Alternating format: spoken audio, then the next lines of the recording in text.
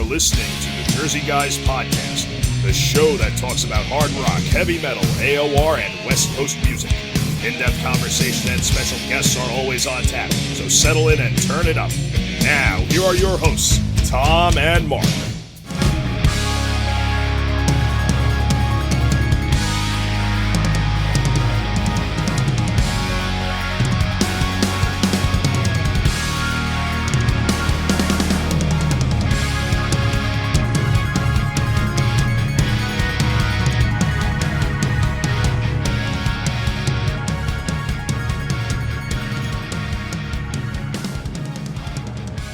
Hey everybody, welcome to the Jersey Guys Podcast. This is Mark Ballo, and I'm here with my co-host Tom Coyne, and today we've got special guest Alex Salzman, formerly of Tour de Force. Welcome, Alex. Thank you for having me. Pleasure to be here. Yeah, we appreciate it. I know Tom and I are going back, big fans. We're, Jersey Guys, of course, is the name of the podcast, but, we're New York, New Jersey guys, Tom being a New York guy originally, and I know we've known the name Tour de Force for many, many years, being on a local New York East Coast scene, So we wanted to talk to you and take a trip back to memory lane if we could. Sounds great. So, Alex, if you could tell us how the band started, how you got it off the ground with the original 5 members, and how you arrived on the name of the band, and how the whole thing originally first came together. Well, originally the band was not even called Tour de Force. The band originated from another project called Tigron, which Chris Palladino, the guitar player, was the main guy. And what happened was, I guess somewhere around mid-'80s, 84, 85, he was looking for a keyboard player who played guitar, which is what I do. And I was working in music stores at the time, and I kind of knew everybody, of course. So he came to me and said, "Would you be interested in, joining this band and all original?" And they were in a studio with a producer. And they said they needed some keys, and I said, sure, it sounds good. So I joined the band. We were in a studio or Media Sound with a producer and cutting some tracks, and did a couple of gigs, and slowly but surely we decided to replace the drummer and the singer for different reasons. So we ended up getting Bill Blaster, who was a really close friend of mine, and then we got Charlie Kate to sing. So the original lineup was that, with Jack Tambura on bass. And while that happened, when Charlie joined the band, we wanted to change the name. So I'm honestly not sure who came up with the name Tour de Force, but I may have been Charlie, may have been Christian. So we went out as Tour de Force circa 86, 87. And that's generally how the band kind of materialized. Tigron was more of a hard, no keyboard band. When I came in, it became more of a, more pop rock, Bon Jovi-ish with keyboards and things like that, the biggest sound. And that's generally how we arrived to that. Well, that's interesting that you mentioned, the previous incarnation of the band had no keyboards. But I wanted to ask you, and Tom and I, we know Tour de Force very well, the albums and everything. But for someone who maybe isn't familiar with Tour de Force so much, how would you describe Tour de Force's sound? Well, I think it's, as a fan, and you know that the band kind of, changed the sound over the years. When we originally came out as Tour de Force, it was more like, let's say, arena rock, big keyboards, long intros, and a lot of synth stuff, and, extended solos, a lot of harmonies. Don't say I'm coming on too strong. Don't say my love for you is wrong. Girl, I've been waiting for too long. It's time to let me in. You can't fight it, so don't deny it. I'm waiting so long to give my love to you. Tonight, I came too far to lose. I can't afford to wait. My love again with you.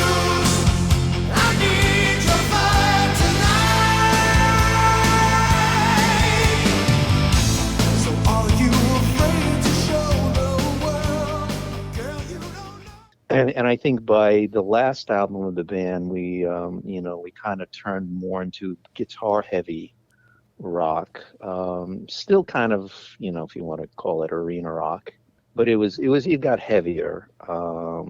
And I was playing more guitar, less keyboards, and we just went for that sound. I think it had to do with the fact that, grunge was happening, and I guess we were trying to kind of change our sound to get a little bit less pop and a little bit more heavy. Yeah, sure. So it was kind of a between that, but I guess I would call it arena rock. I would call it pop rock. The songs are poppy. There are a lot of hooks and a lot of harmonies. I mean, call it what you want, but I guess that's what I would call it. Yeah. Well, now power rock pop. I don't know. Yeah.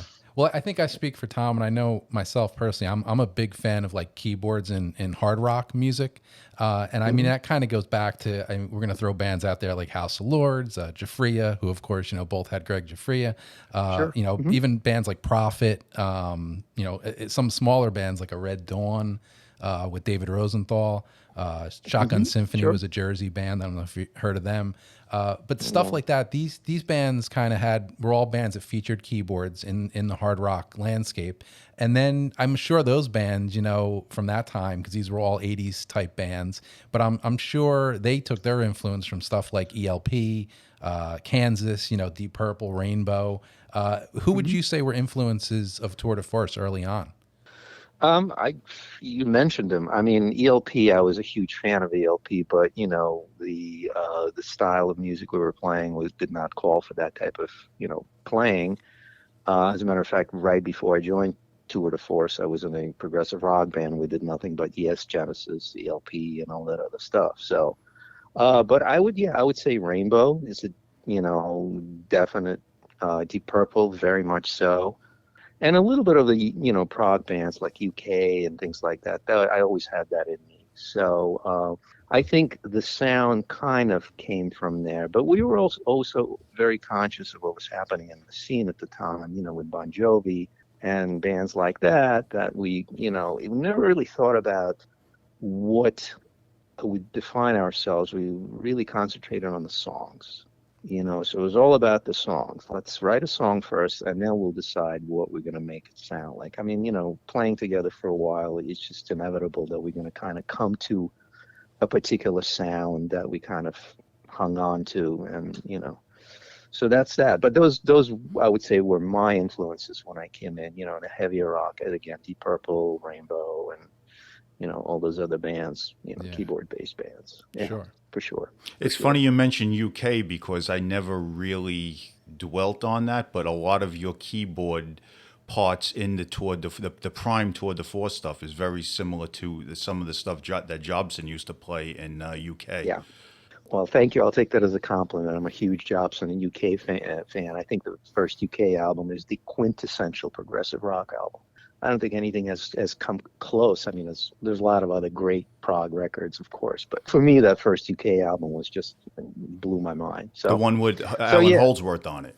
With Holdsworth on it. Yeah, I agree. Exactly. Yeah, as a 4-piece with Wetton and Holdsworth. Yeah, I agree. So, but yeah, I do. And, even some of the live stuff we did, I did a bunch of, intros and things like that. I definitely stole from Jobson or, mimicked some of the stuff that he did. So, yeah, definitely. Was Angel a big influence or any type of influence? No, not at all. Okay. A different type of keyboard style, yeah. Yeah, I was always more into the classical guys, like Jobson, like Emerson, and Yes guys and stuff like that. So. I wanted to talk to you a little bit of how the classic material eventually got released. I know it was through Khalil Turk and Escape Music. And how did that all come about? Wow, good question. I believe it was Charlie who connected with them at some point, and they just basically said, "Why don't we re-release your stuff?" And we'll, release it. As you know, the second album is actually the earlier material. Right. But I believe that was it. I don't exactly know how that came about. I just know that they really wanted to release it, and we agreed, and they gave us some money. We gave them the masters, and that was pretty much it. Were the tracks from that album selected by you guys as the best of what you had, or like how did that compilation come about as opposed to the compilation that later came out with Keevil Records? That was basically, that came from the Geffen demos and recordings. We were signed to Geffen, I guess, around '89 as a development deal.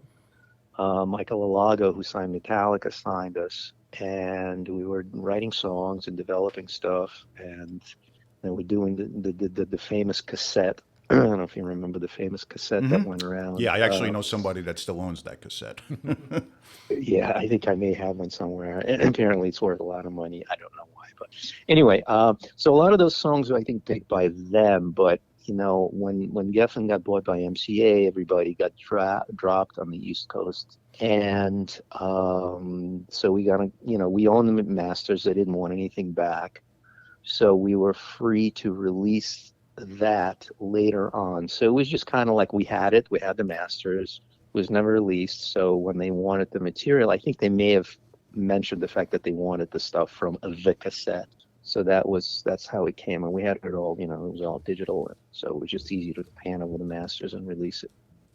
Well, talk a little bit about, you mentioned, I guess the tour de force sort of, career as far as releases goes. It's sort of kind of a little bit of out of order, right? Because talk about how the first album, which came out in 1993, was kind of the later material of the band, right? And then the two following albums were the older stuff, right? Wasn't it 91? Was it? 93? 91? Okay, it was you probably know better. 93, I think, 95, and 2000. Let's see. It's possible. I don't exactly remember how it materialized. I just remember that once we got dropped by Geffen, while we were on Geffen, we signed a pretty hefty publishing deal with Warner Chappell, and they gave us a pretty nice advance. So we decided that we use the money to record the newer material with Flesh and all those other songs. So that came out as a, let's say, first album, the Tour de Force album. So yeah, chronologically it's backwards. So that was that, and then we did that, and then the second album came out of the material, and then the last thing I guess was the Kibble release, which was John came to me and said, "Look, I'd love to release whatever you did not release or whatever you have in the vault." So I kind of scrambled and found all that material. So that's how basically it all transpired. Yeah. Well, I think all total, if you take all the material of the three releases, there's over 40 songs, I believe. Is there any more?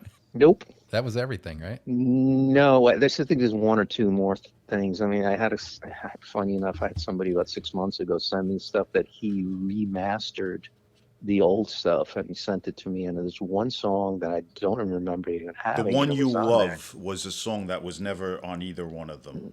Yeah, was that it? Yeah, it could have been that. But yeah, honestly, there's probably a ton of cassettes somewhere of just stuff that we were working on. But honestly, we were pretty adamant about not releasing anything until it was really ready. And it was mainly Christian. We really wanted to make sure that the songs were finished and they were, as good as we can get them. So that's probably why we never even went beyond the 40 or whatever songs that are out there. Okay. I'm quite sure there's probably a bunch of ideas here and there and stuff. I wouldn't know what to. As a matter of fact, somebody just recently has been hounding me for 3 years to release the stuff that's in the vault. And I said, dude, I don't have anything. You must have something. So I swear to God, I don't have anything. There may be some videos floating around, but I don't have anything. I mean, we were not the type of guys who just, press record on the cassette just to get ideas during rehearsal and writing sessions. We worked different. We weren't, by the time we were ready to demo it, we were basically prepared and we were just demo it on the multi-track, Yeah. So, yeah. Well, there's two things I wanted to touch on. You just mentioned something about video. The video, though, I wanted to ask you about. You mentioned video. There's a video floating around on YouTube, and I think you actually maybe uploaded. It was a show from the Ritz in New York City of the Yep. band. I think I Yep. remember years and years ago, John Kivel had mentioned something about possibly trying to do something with a release of that. What was that all about? How did that come about, or how did it not come about? Let's say. You mean the release itself? Yeah, yeah. I have no idea. I actually have a first generation off the 3/4 inch transfer that in my spare time, which I have very little of. I think I remastered the audio. So the video does exist. And there's a couple of different versions out there on YouTube with horrible audio. There was actually 2 Ritz shows. The first show was with the original bass player. I think it was circa 89, or maybe no, I think even early 87, 88. It was just Jack Tamburo. And then when we replaced him with Billy Froelich, who goes by the name of Sven, I'm sure you know that. Yeah. That was the Ritz show that everybody knows about. That was the biggest show, the second show. So that's out there, and like I said, I have a master of it. I don't know. One day we'll do something with it, or maybe not. Who did you guys open for in that show? We didn't. We were a headliner. Oh, you were the headliners. Okay. Yeah. Actually, I stand corrected. I think there was another band with us, our friends Vandal. I don't remember if they went on before us or after us, but we were the headliner in that show. No. Okay. Maybe it was the other one, the earliest show. Who did you open up for?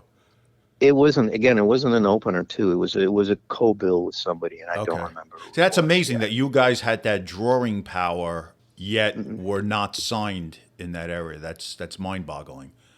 Well, I mean, we were technically signed, and if Geffen didn't get bought by MCA, I think we would have done it. But honestly, in hindsight, if you think about it, I mean, I remember being at Streets. The place Streets near Michelle.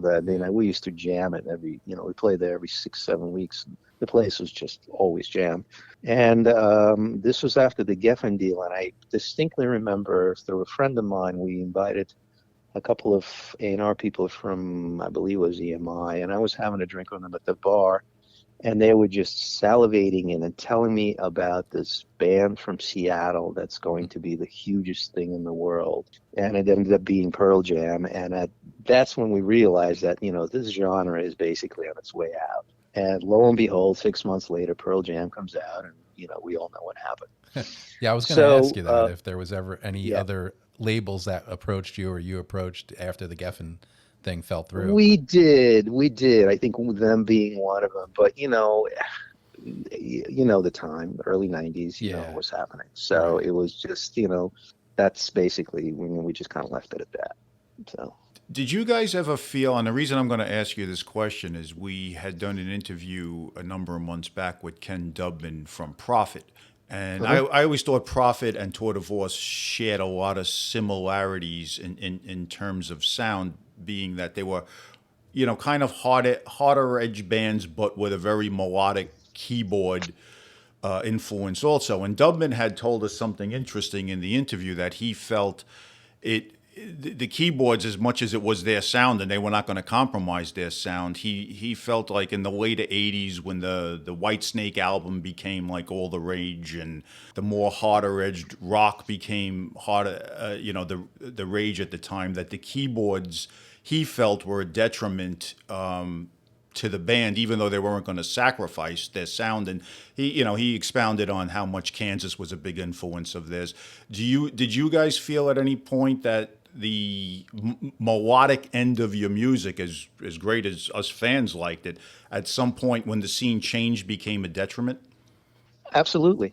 And that basically, if you listen to the first album, which is, again, the later material with Flesh and things like that, it was very guitar based. Right. And I think it was absolutely, a decision on our end, is saying, hey, let's get heavier. Let's do less keyboards. Maybe use piano and organ on some things. But let's just get away from this big synth, big patty and solos and things like that. So yeah, it was totally conscious decision, basically, brought upon, the change in styles. Right. But, we never got away from the melodic things. The songs were still melodic. There was still a lot of harmonies and, big choruses and things like that. But yeah, absolutely. We were absolutely conscious in it. I didn't care. I played both, so it was fine. Right, because I remember when we interviewed him, and it kind of stuck in my mind because he was very adamant about the fact that in fact, I remember he told us that he almost wished that they broke bigger a few years earlier when the keyboard sound was bigger, rather than the late 80s when they finally got signed on a major. So, I always kind of thought there's the similar type of sound, not identical, but the same approach, Prophet and Tour de Force. And it's something that I've heard from people is saying, "Hey, you guys are 5 years too late," or something like that. He said the same exact thing to us. It's about right. Yeah, right. It's absolutely right. Yeah, it's definitely. Mm-hmm. Yeah, how do you guys hit in the earlier 80s or mid 80s? Yeah, that's a comforting remark, right? Yeah, but different circumstances, and our writing has improved and musicianship improved. So, and the the best lineup came together only 89. 89, yeah. 89. So that was a really powerful lineup. So it is what it is. I'm going to throw a couple of songs at you, and I like to, what my more favorite artist, I like to get a little bit of feedback in writing process and how songs came about. Songs like Cruise Control, Sweet Adeline, two are probably my two favorite Tour de Force songs. Okay. How did songs like that come about? Was it a five guys contributing? Was there certain guys that wrote, certain guys that did the music, did the lyrics? The way it generally worked is that Christian, Charlie, and myself were the main songwriters. One of us would come up with an idea, and then we would collectively, contribute. I don't exactly. Sweet Adeline was Christian. That was him. He came up with that, and Charlie usually was the one that wrote all the lyrics. Sometimes weeks ahead, or sometimes right at the studio as we were tracking it. But sometimes that works. My job was basically to make things big, write extra parts, do some changes, meaning like put in better changes. A lot of times I would write all the bridges. Sometimes I would tweak the melody and things like that. But Adeline was definitely Chris. Cruise Control, he came up with that opening guitar thing. I believe I wrote the chorus, and I'm quite sure Charlie wrote the lyrics. Yeah, that's my recollection. What about Back to You? Wow, that was a totally different song, actually, first. And we kind of took the chorus from another song and added a new verse, pre-chorus. I don't exactly remember. I think Chris and Charlie wrote the actual chorus, yes, for sure. And then, I contributed, and, maybe the other band members. That's as much as I remember on that. Did you guys view Charlie as kind of a diamond in the rough? Because I personally did. He really didn't sound like anybody, which I always love in a good singer. And I thought he put the band kind of on a different dimension from a lot of singers who at that time, had like either the David Coverdale sound or the Ronnie James Dio sound. Everybody wanted to sound like those two guys. And he had his own identity, which I thought was great. Did you guys view him in that light? Absolutely. And I think that's what made us stand out, besides, being a really good band player-wise. I mean, at the highlight of the band, I think we were as good as really any touring arena band.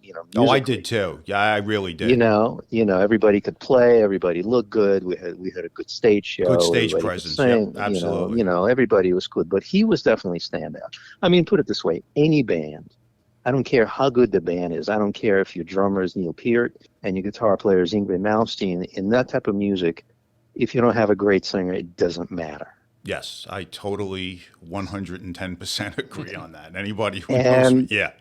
And, going back to what I said earlier, is the reason, this band went as far as we went is because we replaced, the first thing I basically did when I came into Tie Ground is I insisted we got to get a new singer. So that happened, and then eventually, probably within a month or two, another drummer, and that's how the band came together. So yeah, Charlie was the sound of the band. Yes. You know, And how he's did you guys definitely actually get him? Was it an audition process or was word of mouth? No, well, he was in a local band called Guardian, and actually our original bass player, Jackie, was in the band with him a while ago. So they knew each other, and when we were looking to replace our original singer, I think Jack, reached out to him and say, "Come on down, let's jam," and stuff like that. And and he basically came into rehearsal, and we got together and we vibed, and that's pretty much it. We never auditioned anybody else. Okay. He was the guy. We just said, you want to do this? He said, yeah. So Cool. That was it.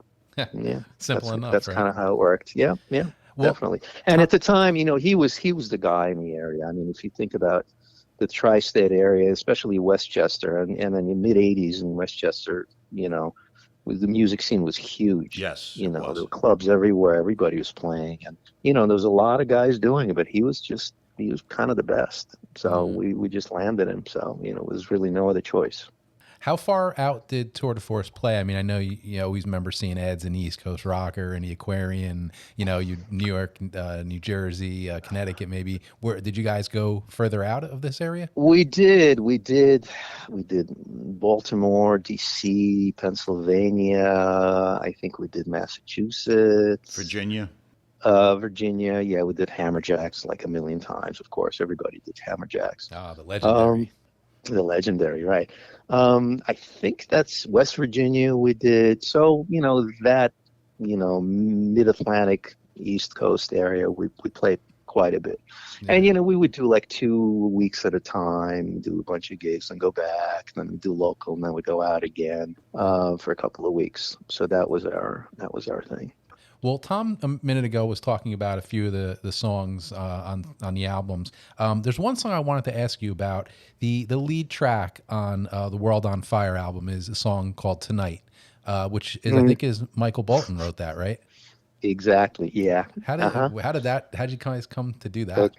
So right around 90, dare I say it? No, it had to be early. It's probably 88.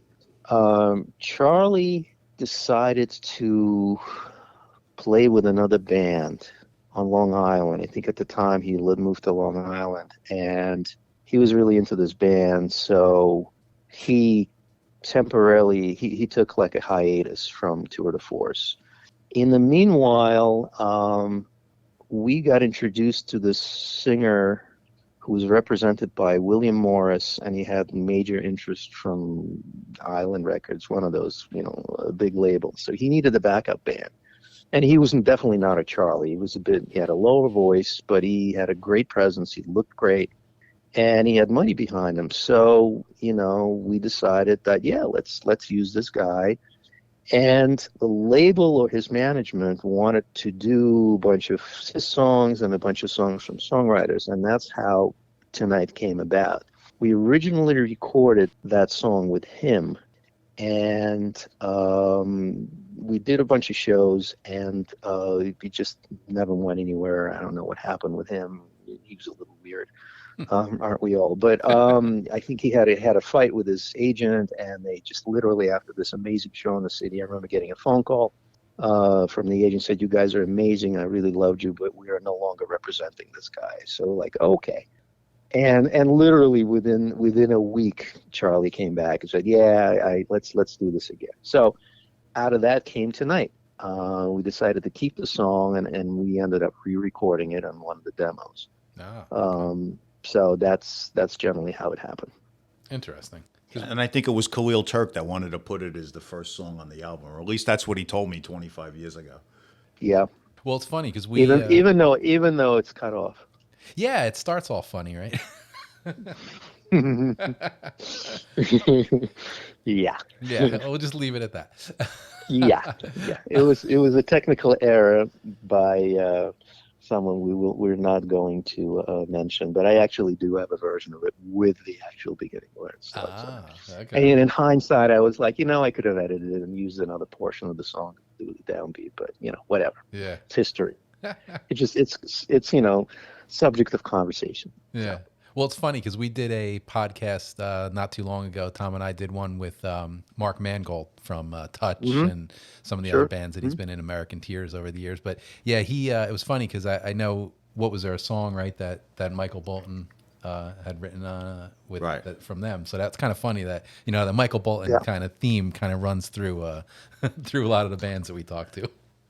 Well, I mean, people don't really realize Michael Bolton was a songwriter Oh way yeah, before he became a star. He wrote for a ton of different people. I yeah, mean, a lot of and a, stars and a, do and a that, real but rocker he's too. Yeah.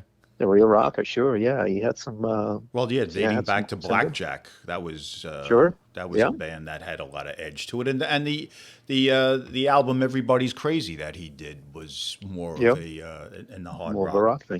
direction. Sure. Yeah, wish he was still doing it. Well, yeah. I mean, don't think he can I don't sing that think he stuff wishes anymore. Well, that's the thing too. Yeah. Yeah. Right. I Yeah. don't So think he's he a wishes crooner. it. Right. He's a He'll crooner. stick Yeah. with what he's Yeah. doing now. Sure. I think he did okay. So we just wanted to talk a little bit of just to get away from tour de force and to what you've been up to in your most recent years. It seems like you've been quite busy. Yeah. Interesting enough, Tour de Force kind of paved my career into music production, and when I was doing all the demos and then production for Tour de Force, and when the band broke up, everybody started coming to me, hey, can you do our demo, hey, can you do this, we really love the band. So that basically, besides everything else, the band served the purpose. So I got into production. I was always tinkering, with multi-tracks, and when software came out, and Pro Tools, I just lost my mind. So it was, I dug into it. I got into sampling really early in the game. I got into MIDI really early in the game. So one thing led to another. I started producing local bands, and started meeting people, and just kind of developed it, mostly word of mouth. And past 20 years, 15, 20 years, I've done anything from Broadway to smooth jazz to R&B to hard rock, things that are of any importance. I did 5 albums with Ace Frehley, and on my 6th one with him. First 3 I engineered, the last 2 I co-produced and engineered. I am Peter Criss's musical director. We just did some songs at Creatures Fest in Nashville I with wanted him. to ask you about that Yeah. too. Yeah, how did that all Yes. come about? That's interesting. I was in the band with Rob Afuso from Skid Row. Sure. He has a really good corporate band. So through some friends, and I used to do that work all the time, weddings, corporate events, and all kinds of things, So I was in a band with him, and one day he goes to me, hey, a friend of mine is interested in having somebody help him get his voice back in shape and rehearse songs, and he wants to do like a couple of shows, and it's Peter Criss. I was like, oh, okay, sure. So I, this is already I was already working with Ace for 10 years, and that. I went down where he lives, and we, really hit it off within like 10 minutes. And I ended up spending a month with him, getting him into shape he had a show in Australia and a show in New York. And of course, within a couple of weeks, he asked me to be his musical director. Wow. So that was that. So he did a show in Australia without me, and then I did a show with him in New York in 2017. And after that, he said, "Yeah, I'm cool. I'm done." And Was that the Cutting Room show? yeah, it was a cutting room show. Yeah, Okay. yeah. We had a great band, and a 4-piece string section, a 4-piece horn section, and the guys from Australia that he uses as a backup band. Okay. Band called Sisters Doll. They're really great. Three young guys, 3 brothers. They're really great. Mm-hmm. So, and then recently, and we stayed in touch. I was down there a while helping him set up some stuff. He's, working on some material. And he reached out to me a couple of months ago and said, hey, I really want to do this Creatures Fest. Are you into doing it? Help me, back into shape. So I said, sure. So we worked again, and he ended up doing a few songs with Sisters Doll when they came here a couple of weeks ago. We did, a few songs at the Cutting Room, and then we went down and we did a couple of songs with them, and then I did a song with Bruce Kulick, who's actually a great guy. Another So that's former Michael Bolton yeah. connection there, right? Yeah, the Creatures Fest is a yeah, exactly, right. It's it's a big Kiss convention that this guy puts on, and he really did a great job. All these Kiss related bands. Vinny was there, and Bruce and Peter, and Peter played with Ace first time in 15 years. Sadly, I wasn't there for that. I just couldn't make it that day, but it apparently was a big success, and I saw a ton of friends and people I know in the industry, so it was fun. And Peter was great. He had a great time, and now I think he's still recuperating, which is a week later. But he is 76 years old, so we got to give him credit. Yeah. But we're good friends, and we really like each other's company, and I'll be working on some stuff with him coming up later this year. So cool. We'll see what happens. Nice. Yeah. So, Aside from that, I have a ton of projects that I work with. I'm producing a couple of records as we speak. I have a music production company that's funded by a really good friend of mine. We have a couple of young artists. So my hands are full right now. Yeah, so, constantly staying busy. That's a good thing. I can't complain. COVID really hit everybody. Yeah. The COVID year was a nightmare. I mean, I lost 3 records. I had a tour scheduled, international tour. I lost a couple of records. So, but it passed, and now people are back. Yeah. So I'm happy about that. So, are you still in contact with any of the former members of Tour de Force? Can you tell us what they're up to today? Well, the blaster is my brother-in-law. So yeah, I see him quite a bit. Christian lives in my town, although we haven't connected in a while. But yeah, I'm still in touch with everybody. Charlie, I'm not terribly close with, never was. I probably haven't heard from him in years. And Sven is living in Maine now. Do I say? Yeah, I think he's in Maine. But we were always really, good friends. I really like him a lot. But he has his own life. And interesting. Well, good stuff. And I'm also still in touch with Rob Weitzner, our original manager, who's a great guy. So. Oh, okay. Good stuff. Well, Alex, I appreciate the trip down memory lane. I think Tom does too. It was good to talk to you. Us being big fans of Tour de Force over the years, so it was pretty cool to finally talk to you. Well, thanks for having me. I appreciate it. Yeah, thanks for coming on. It was very informative. It's my pleasure. It's pretty amazing. I to this day I go someplace. I literally like LA or Nashville, and I go to a club and somebody comes up to me and looks at me and goes, "You were in Tour de Force, weren't you?" Really? I mean, I swear to God, it always happens. I mean, it's like, it's just, I don't know, that band left some kind of a mark. Yeah. For the little time and the little, I guess a little success we had, certainly in this area. I mean, I was doing the jam night with some guitar player, and comes up to me and goes, "Dude, I used to go see you in the streets all the time." I was like, "Okay, I don't remember you, but thank you." Yeah. Anyway, but whatever. Well, thanks for having me. It was great to talk about it. And, good luck with everything. Yeah, thank you. And, thanks, Alex. Same to you. Good luck with all the engineering and production and studio work that you do. Appreciate it. Thanks for coming on. Appreciate it. My pleasure. My website is www.alexsalzman.com if you want to peruse my latest work. Okay. We'll definitely plug that when we post it, for sure. I appreciate it. All right. I appreciate it. Take care. All right. All right. Appreciate it. Okay, Alex. guys. Thank you. Okay. Good night. Take care. Bye-bye. Bye.